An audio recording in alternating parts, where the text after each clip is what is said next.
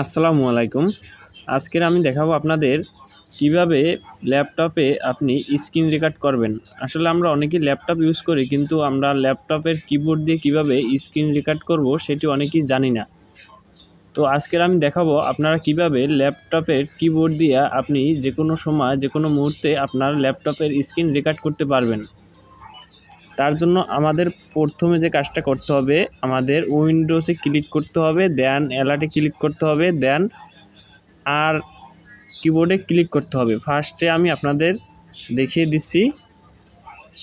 প্রথমে উইন্ডোজে ক্লিক করতে হবে, দেন অ্যালার্টে, দেন আরে ক্লিক করার পরে দেখতে পাচ্ছেন যে আমার রেকর্ড অপশনটি চালু হয়ে গিয়েছে।